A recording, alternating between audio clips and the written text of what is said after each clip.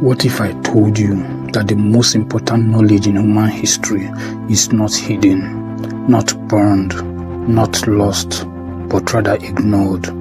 What if I told you that the men who lived 2,000 years ago understood your fears better than your psychologists, understood power better than your politicians, understood peace better than your gurus, and understood you better than you understand yourself? Here is the uncomfortable question. If they knew so much, why are we so lost? We have more technology than any civilization in history, but less direction. More comfort, but less peace. More information, but less wisdom. So what did they know that we forgot? Hold that question, we'll come back to it. We like to believe we are very advanced. We like to believe that we are the peak of history.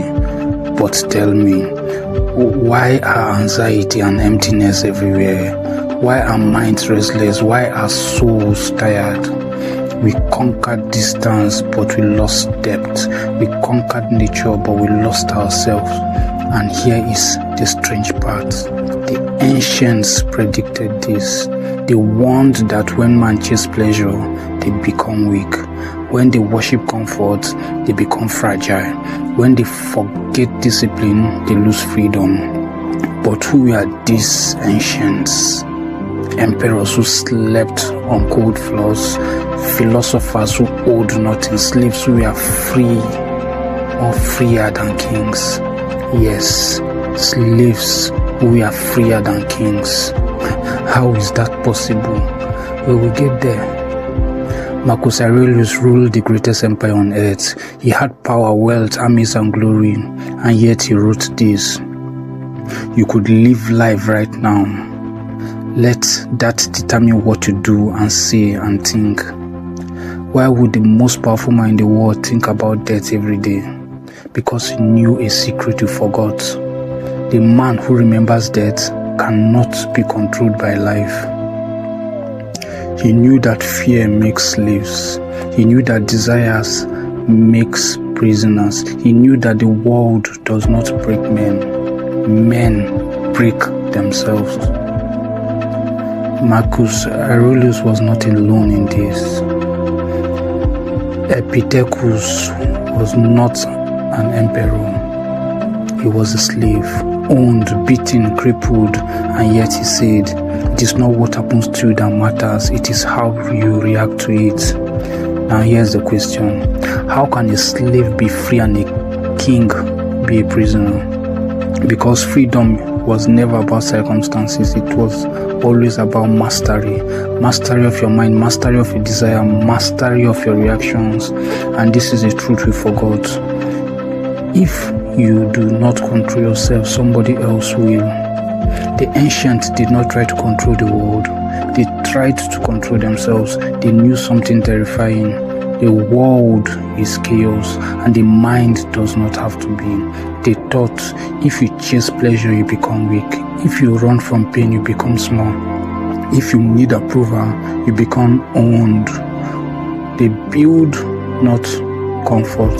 They built character. And character, they say, is destiny. And here comes the painful question. If wisdom is so powerful, why did we abandon it? Because this wisdom is demanding. It does not sell dreams. It does not promise ease. It does not flatter weakness. It says discipline or decay, mastery or misery, responsibility or slavery. And modern man does not like this message. He wants hacks, he wants shortcuts, he wants comfort without cost. But the universe has never worked that way and it will never will. The ancient ruled in the Kabbalion, as within, so without. Meaning, the outer life is the mirror of your inner world. Chaos within, chaos outside. Weak mind, weak life. Disciplined mind, unshakable life. They knew you do not rise to the level of your desire. You fall to the level of your discipline. Hear this again. You do not rise to a level of your desire, rather you fall to the level of your discipline. So here's the real question. What if the future of humanity depends on remembering the past? What if the way forward is the way backwards? Back to self-mastery, discipline, honor, restraint, wisdom, not as old ideas, but as eternal laws. What did they know that we forgot? Now you have the answer. They knew that the greatest empire is the empire over yourself. They knew a man who conquers himself cannot be enslaved, cannot be bought, cannot be broken. And they knew civilizations do not fall from enemies, they fall from within. So remember this, the ancient part is not dead, it is waiting. Waiting for those who are tired of weakness, tired of noise, tired of being ruled.